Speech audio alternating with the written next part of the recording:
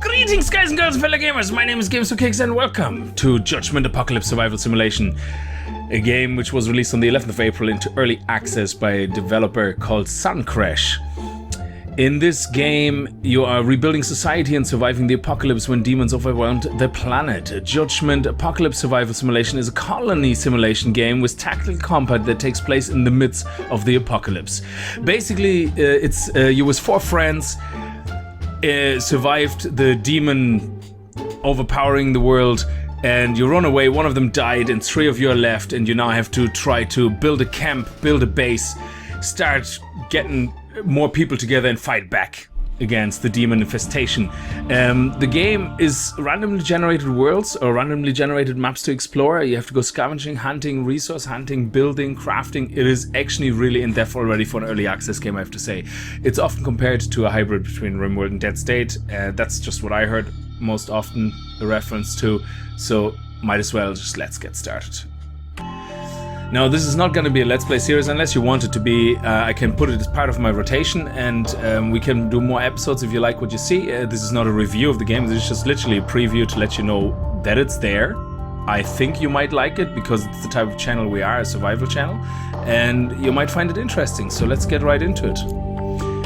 Now, I'm not going to go normal difficulty because it is actually very tough to play, and it's really, if you like a challenge, this game will give you the challenge. And beginner difficulty is what I go with. Reduced survivor needs, survivor works faster, and weaker enemies. Now, I'm going to go through this. I'm not going to turn off the help and tutorials. I'm going to go through this because the game explains things really, really well. While out camping, 4 of you were attacked by a single powerful creature. Together, you barely managed to take it down, but Ned didn't make it. All around, more red eyes told of awful things looming in the shadows. You grabbed your supplies and made your way back to town, only to find it has been overrun, burning under the red sky. The apocalypse has begun. The 3 of you made your way to a nearby hidden valley that you used to hike to. It seems safe for now. You should set up camp, start with a shelter and a place to eat and rest. Build a log cabin with a food table and a bed. So we basically have 3 guys here. Now the game is really good, well designed, that anything you do for the first time, it shows you the help page, it shows you what to do and how to do things. It is absolutely amazing. So in that sense, like the way it helps you and holds your hand, which is nice. Now you have your typical speeds here on the top left, you know, pause, normal speed, ×2, ×4, ×8. So let's just pause for a second because we are talking, so we're not really doing anything. As far as I know, this map is randomly generated. The last time I played, it looked different. This is your survivors that you have to control. You only have 3. You can rename them and everything, so which is really awesome. So you can just type in whatever. Now we're gonna get more closely into the people attributes and priority list and all that, which I suppose it's a bit like RimWorld as well, that each of these people have priorities, they have skills, they have specializations, they level up certain skills as they do certain work and so on. Now on the map you find different resources, trees, oil, rubble, scraps and medicine can be get from scavenging this, and then you have a world map. Now here it just shows you, because I'm clicking the first time on the world map, it's prompting me with that. The world view, click a location to see enemies and loot before entering. Scout to reveal more of the map. And send scavenging missions to retrieve valuable materials. Sometimes strangers are in trouble, are spotted, and they can't survive for long without assistance. They cannot survive for long, so you can go out and save them or try to save them. And survivors on their way to missions can be recalled back to base if in a time of need. So it's a little bit, I suppose, like Shelter as well in that aspect, where you can send people out and do things while you have to leave others at home, you know, and continue working. So it is really, really nice in that sense. So this is your world map, as I said. The local maps you can see here where there's a couple of shops, there's a supermarket. If you would go here, you see there's some enemies there. There's an imp and a minor demon. Clicking on them doesn't give you any information. I couldn't find a PDA yet with all the different demons in it. And then here you have your missions, which is currently the mission that we're working on, which is kind of guiding you through the campaign as you go along. And the base inventory, in the moment we have 175 bread or nutrients. Up here we have in total nutrient value of 3,325 stored food. We have drinks, we make drinking water, we have scraps and stones and wood and boards, and so on. And this will just get fuller and fuller with more variety, and we get into all these like in a little while. So let's not go too much into it, but you can build buildings. As you can, I'm not gonna read this all out loud, I can show you this. You can build certain buildings already, and as you discover more, unlock more buildings, you can build more and advance more. You can do research, you can, with science, you can craft things, put them inside the buildings or outside, depending on what it is you're crafting. There we go, crafting. In the moment we can only craft these things, and we'll discover more. And then here's the task list, which shows you currently the active tasks of the people. Now, let's get started. So the first thing it wants us to do is build a log cabin with a food table. Absolutely, we can do that. So let's press play and look at our people. We have Andy. Andy, who's specialized. Oh, she likes farming and building. She already comes, and she's an engineer. She's a prude, which gives her +2 combat and -2 science. So she's not very good in science. And she's a vegan, which gives her extra farming, but -2 combat. Meanwhile, that's +2 combat, so I suppose that it kind of evens it out. And she has -20 energy. Each of these people can be automatically assigned to tasks, and that works actually really, really well in this game. Now, I haven't had really any problems. Sometimes the priorities don't seem to work as intended, but that could be just me misunderstanding it. Priorities, basically, per person, you can move things around. You can say needs, sleep or eat, build objects under constructions, farming. So in this case, we want to always focus on needs first, because we want to make sure the person always eats and sleeps when they need to. And the next thing is always build next, and in her case, specialize in farming, because that's what she's good at. So Timmy, for example, is very good at science and crafting, so his priority list would probably reflect that. Craft first, then do science. Makes sense. And then the rest here, down there, as you go along. Now Jan, who is specialized in building, would have probably build as priority, then fetch water next. Excellent. Here's a well. This is the well you need to fetch water. You activate these things by clicking on them. You click on them, you click on that, and people starting to chop trees. You click on a well, you click on this, and somebody will then get designated to do that. So in the moment, because we only have 3 and we need to build a hood, so let's start with that. So we go in here and we build a small log cabin. Will we start a small one or a big one? It only needs 10 extra wood and 10 extra scrap, so I think we should start with a big one. And you can place it anywhere where it's not red, obviously. So let's build it near where the water is. Or will we build it in the middle of the map? I actually don't know which strategically is better. So let's build it, yeah, let's build it here.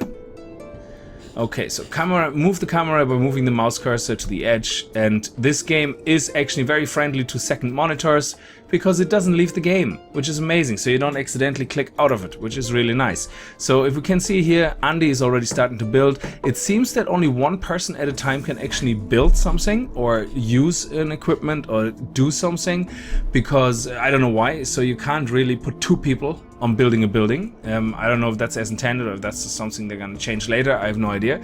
In order to be efficient, survivors need to eat and sleep regularly. Survivors' nutrients levels decrease over time. Hungry survivors, if you're used to any of these games like Sheltered or like Neo Scavenger, I think Neo Scavenger was similar. I could be wrong, so I'm apologizing up front if that was a wrong comparison. But I think they all have these things, you know, where you have to start eating and you know, have to look after them, and they do that pretty well themselves. Survivors' nutrition level decrease over time. Hungry survivors will visit the near food table. So what we need to do now is make a bed and a food table. It is part of our mission. Build a log cabin with a food table and a bed. So what do we need to make a bed? We need wool. Wool is not easy to come by, so let's build the bed first. Now we can only build in these squares here, so let's put the bed here in the corner. And let's see if we can make a food table. Excellent. So we have all the resources in the beginning given to us to do all that. So let's put the food table here. I haven't figured out if you can rotate things, which is a little bit annoying. Like, I don't think you can rotate things, so when you have items which are like 3 spaces long, you can't make them up to down. You can only make them horizontal, you can't make them vertical. So now we go moving on, learning to farm. You now have the base of operations, but you are far from safe. Your supplies won't last forever. If you don't find a food and water source, you won't live long enough to worry about those creatures finding you. Before you can grow your own food, you need to learn how. Build an experiment table and research farming. So what it wants us to do next basically is to make an experiment table, and we actually have the resources for that already, which is nice. So let's put that table here. You see what I mean? I can't put it like up to down here. I can only put things here. Now luckily enough, they don't seem to be blocking each other ever, so people can genuinely walk through them all the time, which is nice. Now, what are you guys doing? What do we need to build next? Let me see. Okay, Andy's doing research. She's our little... oh, she's farming and building those. So maybe we should let whoever is strong in research do the research. Let me see. Science. So Timmy should be doing the science, really. So let's tell Timmy to go and do the science. And let's tell Andy to back off. There we go. Where's Jan? Sorry, Timmy. There you go. Timmy is... I think he's there. I can't really see him. Where is he? Oh, he's standing there. So let's get Jan out and Andy out so we can actually... Oh, so Timmy's standing right there. That's why we couldn't see him. Okay, so what do we need to do next? And research farming. Excellent. So now that we have a research table, but again, only one person can, I think, do the research. So you see Timmy stops. And if we assign Timmy, Jan stops. So it seems to be only one person. Now, if we go to the research, we can see there's so much to research, yeah? And what I like about this game is that it says things like coming soon in the notes, so you see it's not implemented. And I'm really like that because that shows a very good care of a developer that they're aware of things. You know, a lot of games come out and they would just not bother telling you. They would just let you get to that point and then you can't figure out how to get there and it drives you mad and you're gonna end up in the forums going like, what the hell, how can I build this, you know? And it's already telling you basically, which is great, you know? So it's good information to the people who are playing the game. It's very important. You can see here the experience is going up for Timmy on the science. So, oh, he's eating, okay. So, his science is going up. Alien uptook D +1. I don't know why that is. How fast does Survivor generate science research points in the experiment table? So we want to get his science up as fast as possible. Now let's see what we need for farming. For farming we need 10. Excellent. We can already do that. So we researched farming now. And you figure out how to farm. Use this knowledge to build some farms. They will provide a steady supply of food. Resources are running low, but there are plenty lying around the area. You can chop trees for wood, quarry for stone and clay, or search debris for scraps. Now build 2 vegetable farms. Now we're gonna have to build 2 vegetable farms. Now we probably need more wood and more scraps. Well, we need more wood and we need a little bit more stones. So I don't know if I want to build a farm somewhere in my base. Will we build it here? Yeah, why not? Let's build it here. And now we can't build a second farm because we're missing wood and stone. So what we're gonna do is we're going to go here and we tell that we want to get this piece of stone. Now, you have to be careful when you mark things for... I think that's similar in RimWorld. If you mark only this one to be mined, or this one tree, for example, to be chopped, then absolutely, like, that person will only chop that one tree and then stand and stop chopping the trees. It won't do any more than that.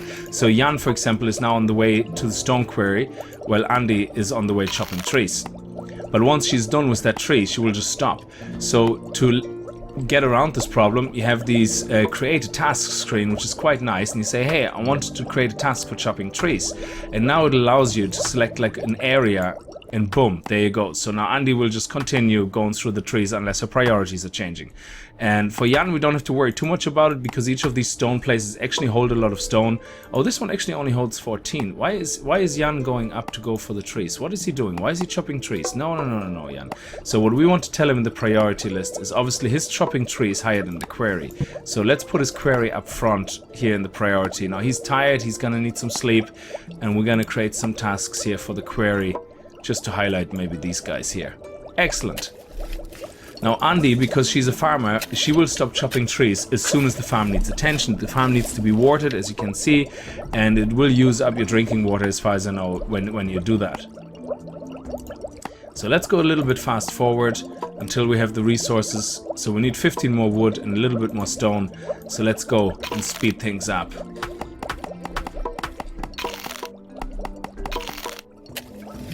We actually got a very good starting location, was a well nearby. The last time I played, the first time I played, I wasn't as clever. The well was like miles away, which was really bad. Now Timmy, I want you to actually go and get some water because we are going low on water. Oh, Jan is already getting the water. You see, as soon as we get low on water, Jan obviously has fetching water a higher priority than the quarry. Yeah, fetch water is his third priority, absolutely. And that's good. So, He's going to get more water. We don't need any more stones. We're just waiting for wood now to complete. So let's wait until we have the 5 wood. There we go. 17, 18, 19. Oh. What's happening? Oh, yeah. Okay, she's hungry. No, no, no, no, no, no, no. What are you doing? What are you doing, Andy? Your priorities is chopping trees over quarry. Yes, so why are you not chopping trees? Oh, she already chopped all the trees. That is my mistake. So let's mark actually all the trees here. There you go. Excellent.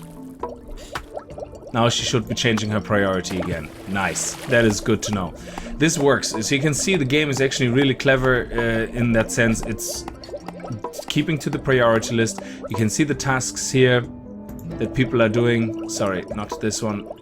This one here, you can see quarry stone, quarry stone, quarry stone, because that just keeps going indefinite until it's all the marked ones are done. So now we should have actually all the materials to continue with the second farm. And yeah, let's do it here. And chop this tree, please. Yeah, that's annoying. It's just that one tree in the way. Okay, now Andy is building, which is very nice. Timmy's really doing good research. Like, we have already 130 research points. These farms should keep you fed for now, but when your colony grows, you will need to build more farms. Remember, you can't eat raw food. You will need to constantly prepare meals. Keep an eye on your water supply too. Gather water from a nearby well when it starts to run low. Now that you have basic supplies, you should prepare to defend yourself. Make some weapons. Craft 2 clubs. Basically, what's going to happen now is, like, as soon as this gets to a certain point in the mission, in the story, you will get attacked very frequently, and you will get eventually overrun by too many demons if you don't do the things right, like, you know, grow or build defenses, things like that. It can get very quickly very confusing because it's easy right now, but if you look at the research, for example, you can already see that you can make different weapons, you can make shields, and for all of them to work, you also need to unlock other buildings and build those buildings, so it can get very quickly very confusing. So let's see what we want to do next. We need to build 2 clubs. So if we go into our crafting menu, we can see we need 4 wood. Excellent. So there we go. We use the 4 woods. Now the salads. If you look at your inventory, these farms... Oh, okay, let's do that first. These clubs should help you defend your base from smaller groups of weaker demons. But in order to survive, you can't just keep your head low. You need to figure out what is going on out there and gather supplies from nearby towns. You might want to make some better weapons before heading out. You already know how to make basic bows. Scavenge a nearby location. So our next mission is to scavenge a nearby location to move on with the campaign. And you can see here it's explaining you about the toolbar, the different things you can press. Again, this is an absolute awesome help menu. I mean, if you want to access it, you just click on help and look at this. It is just so well thought out. Survivor AI. Survivors choose their own task. It talks about the AI. I think it has... enemies? Does it have a wiki on enemies? No? No, it doesn't. Healing. So you can give them healing materials, you can heal them manually, you can actually give them items they can take with you. Now, what a person has, each person, and whoops, continue. Let's pause that for a second. Each person has 3 slots. Okay, you can select a weapon. In this case, hey, we do that weapon. Select armor, we don't have any, and select equipment. You can make bandages or whatever and give them these. Like, so she can only take 1 weapon, so she can't take a ranged weapon and a club. So let's give Timmy actually a weapon as well, and we might as well craft another club. So why is Andy focusing on that? Okay, so yeah, okay, that's fine, don't worry about it. Okay, here we have a problem now. We have noticed someone being chased by creatures near our colony. If we send a team to assist him, he might join our colony. Now that's very good. Now this, even though the map is randomly generated, this is the same campaign every time. Okay, I suppose up to a certain point, and then it's up to you how quickly you want to progress. You know, I mean, you need to do demon portals, you know, to basically get occultist research points, you know, because you have to fight demons, things like that. So let's go to the world map. And let's see, there's a person in trouble there, rescue mission, 2 enemies there, very good. We're gonna go to send a rescue team. So now we're gonna, you know what, we're gonna send, Timmy's doing research in the moment, so let's not give Timmy that, let's give Jan that and send Jan and Andy out. And we need 4 bread as food and nutrition to do that. So while these guys are gone and do that, I'm gonna tell Timmy to actually make some food. So if we're going to go into our inventory, and that's what I was going to show you earlier. The farms give you vegetables, but these vegetables you can't eat directly. So the first time I played this, I made the mistake and thought, oh yeah, we have food. But my food was going low and I didn't understand why. What you're going to have to do is you have to use it to craft meals. And this is what makes it interesting, because as you craft meals, so let's use all of them, which makes 24 salads, and that's very good. It's very good food. So while everybody else is out there on the map doing things, he's gonna start making meals. You can see that here. Okay, we arrived with the other team on the map. Each scavenging mission or rescue mission or whatever starts in that little map here, you know, and you have your enemies. So they're hostile creatures nearby. Now, again, it shows you what combat. In combat, survivors control directly. Survivors attack enemies within their range. Left-click survivors, and then left-click what you want to attack, and so on and so on. So that's the same for everything. Now, let's pause it. We can select people like this. We can press Q to select everybody on the map. We can press one person and then shift-click another person to select both of them. This is their attack range. So if you have somebody with a bow, their circle is very wide. This is not the detection range. They can actually detect things much further away. Now, tactically, this game definitely needs some work, because you will see in a second, their attacks are very slow. I mean, very slow. Like, you tell them, hey, stand here and attack this guy, she will move there, and then she takes another 2 seconds before she makes the first hit. Meanwhile, you have a guy, and that is okay with melee, but what I don't, the way it gets complicated, and I show you this actually as we move along, is if you have a ranged guy with bow and arrow, the problem becomes very apparent, because you tell him, hey, I want you to shoot at this demon. He already is targeting the demon. It is within his attack range. The demon makes its way slowly over to you, and he will literally take 2 seconds before he shoots his first arrow. By the time he shoots his first arrow, the demon is right in melee range. So I think this game needs some work in fixing some of the issues with the speed in which the attack occurs. I think it's maybe based on some turn-based system that runs in the background. Oh, there we go. So let's stop. Let's go back. Let's zoom in. Graphically, this game looks nice. It looks neat. It fits all together.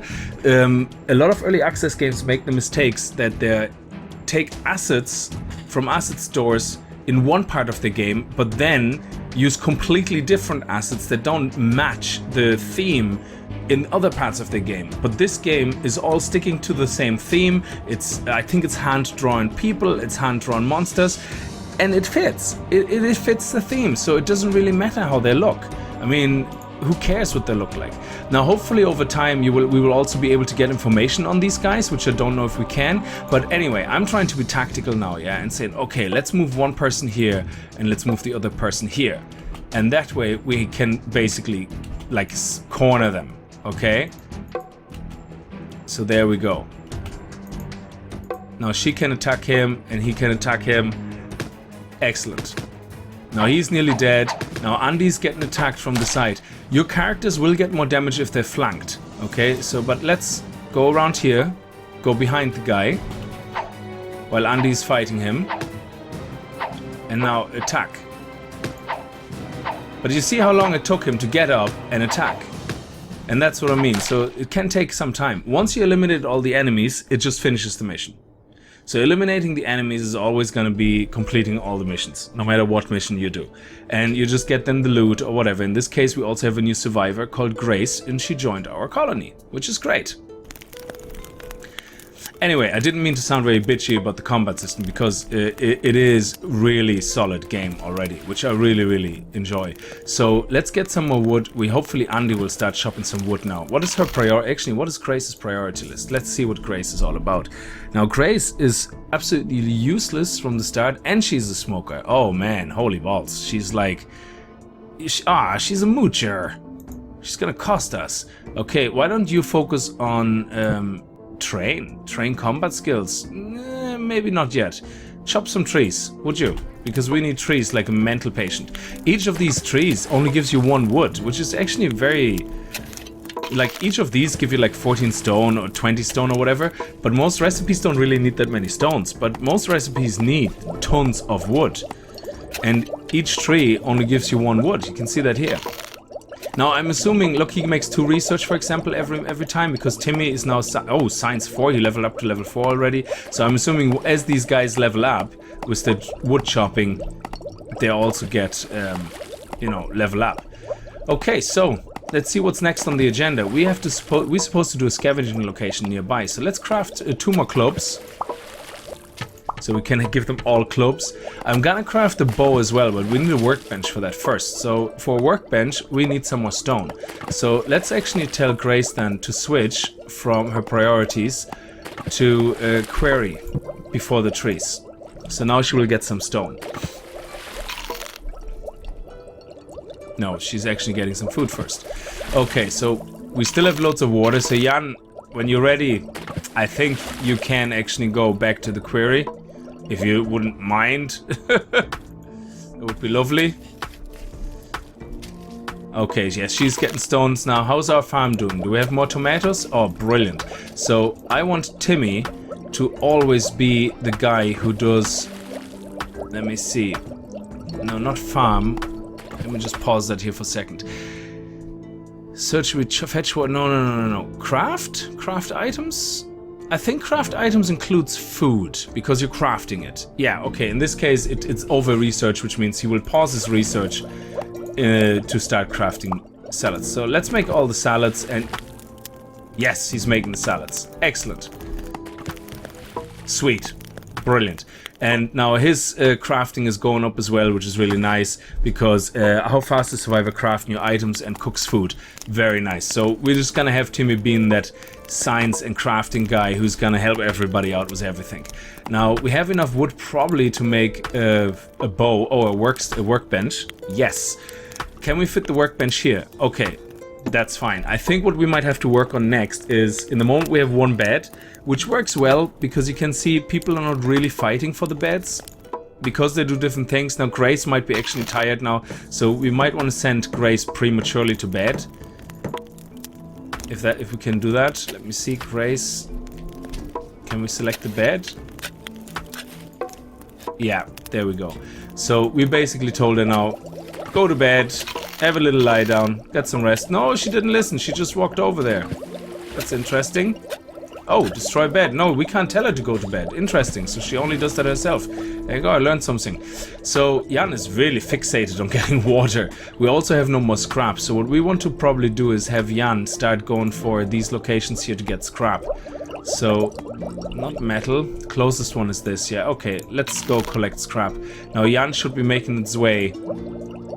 He has water first. His priority is water. Interesting. I don't think we need any water for the moment. So I think, Jan, if you could actually switch priorities between search debris, that would be excellent. Sweet. So Jan is gonna get some more scrap. Now we have our workbench. We can now craft some bows. Let's craft 2. You don't seem to have to worry about arrows, which is really nice.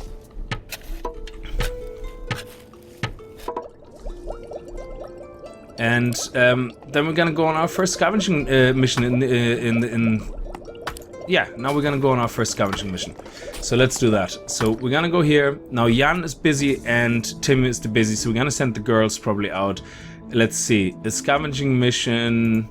This one is industrial. Ooh, it has a lot of enemies here. This one only has 2 enemies and we can scavenge. That would make sense. Okay, so we're gonna send Andy and we're gonna send Grace. And we're gonna put a bow on you. And yeah, that's it. So these 2 are going out. Excellent. So we get 2 salads for them and 3 bread to send them out. So we can stay here on the map, or we could go back to base until they reach it. You have spotted some creatures approaching your position. They will attack soon. You better prepare. Oh, that's not good, because now we have an enemy approaching our base to attack our base at the same time while we're on a mission. That can get problematic. Flanking and cover. As enemies become stronger, more advanced tactics are required to survive. Cover. Some objects provide cover. Standing next to these objects improves the survivor's aim and evasion against enemies in that direction. Cover does not affect melee attacks. So, cover is good for our ranged guys. Okay, so which we have. So let's see here. We have the circle here of the range. But more often than... Okay, there we go. Now, more often than not, what I find is... Now, Grace is our ranged girl, yeah? So we're gonna put her here, while we leave Andy here. Now, she will be told to attack this guy, and she will be told to attack him. So now we should... Okay. Oh, that actually worked quite well, I have to say. Let's see how quickly we can get these guys to attack. Okay, so that's not too bad. Nice, so she's undercover. That actually worked much better than I expected. I must have done something pretty much wrong. So, yeah, apologies. That combat seems to work much better than I explained it earlier. So, we got sulfur, which is resources used for occult rituals. You can do so much shit in this game. It's great. Bread, hides. We got 33 bread. Nice. I've got 2 hides and 10 scraps. That is awesome. So let's go back to the base. And we're going to be invaded pretty much right now. So hopefully the other guys are gonna get back on time. Yes. So what we want to go is press Q to select all of them and send them all to the center of the map. I don't know, let's keep there. I don't want to turn their automatic behavior off. I just want to make sure that these guys are at the center of the map as we're gonna get attacked. Okay. Now, in this game, you also can make defenses, so we can't do them in the moment, I think. Oh, there we go. We can make spike barricades, but we need clay for that. Clay is these brown stones here. Let me see. Do we have any clay? Holy balls. If we don't have clay, that would be... Oh, yeah, there's clay. So you can see here the clay, and we just make it a priority for one of the guys for a minute, and that should fix that. Okay, so let's keep going. Now, I'm gonna keep telling them to go here to the center simply because once the guys attack us, it's... There we go. Equip your survivors before combat defeat all attacking enemies. So now it's serious. Now, Timmy is also gonna get that, and we're ready. Now, there are hostile creatures nearby. Eliminate all enemies in order to complete the mission. There we go.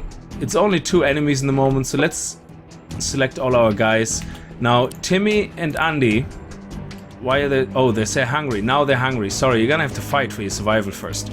So let's select Andy and select... No, not Andy. Grace and Timmy, and make them shoot at those guys, and then take these 2 and bring them forward. There we go. Nice.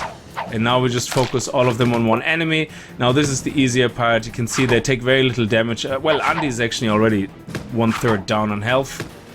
But that's okay. And you can actually select one and then run off, and the other ones keep attacking, and the demon will change its focus then to the other people. So it's quite nice. You can get them actually all to survive.